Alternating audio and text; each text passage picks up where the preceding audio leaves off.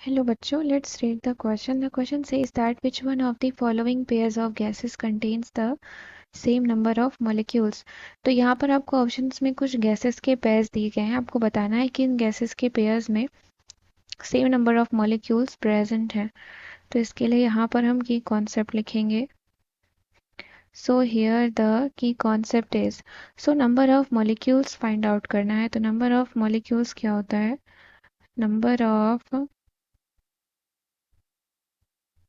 molecules is equal to mole into Na.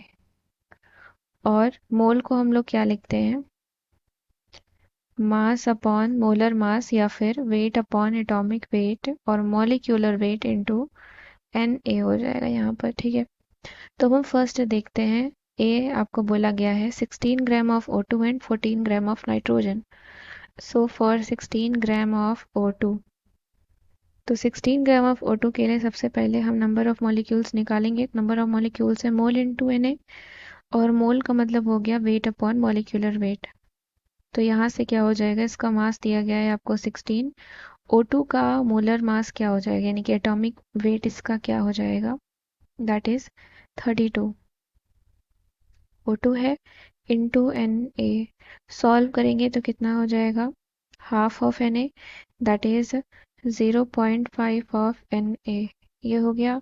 Similarly यहाँ से हम निकालेंगे 14 ग्राम ऑफ N2 का. 14 ग्राम ऑफ N2, तो 14 अपॉन N2 का कितना होता है? 14 इंटू 14, दैट इज 38, सॉरी 28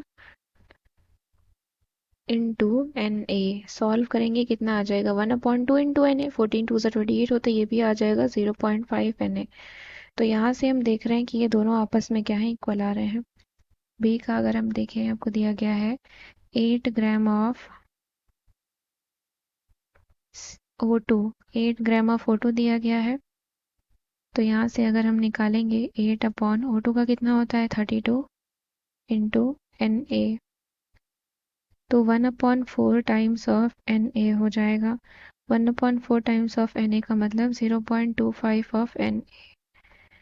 और यहाँ पे दिया गया है 22 gram of CO2. 22 gram of CO2, तो 22 अपॉन CO2 का कितना हो जाएगा? अगर इसका हम निकालें तो कार्बन का है 12 और O2 का हो जाएगा 32. कितना हो गया? 44 आ गया. 44 into Na, that is 1/4 into Na. 1/4 not, that is 1/2 into Na. Solve करेंगे कितना आ जाएगा? 0.5 ऑफ Na. तो हम देख रहे हैं कि यहाँ पर ये क्या है? आपका ज़्यादा है. सी वाला अगर हम देखें, 28 gram of N2. 28 gram of N2, इसको सॉल्व करेंगे. 28 अपॉन N2 का कितना है? 28 होता है. कितना इंटू Na हो जाएगा. कितना हो जाएगा यहाँ से? दैट इज ये Na के बराबर हो जाएगा. और क्या दिया है इसमें? 22 gram of CO2. 22 gram of CO2.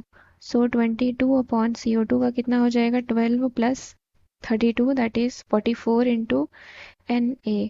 तो यहाँ से हाफ ऑफ Na आ जाएगा, that means 0.5 times of Na हो जाएगा. ठीक है, यहाँ से ये आपका क्या हो गया? बड़ा हो गया. डी की बात करें, 32 ग्राम ऑफ O2.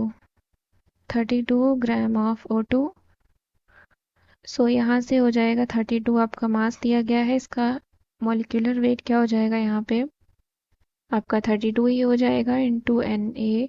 सॉल्व करेंगे आ जाएगा Na. और क्या दिया गया है? 32 ग्राम ऑफ N2.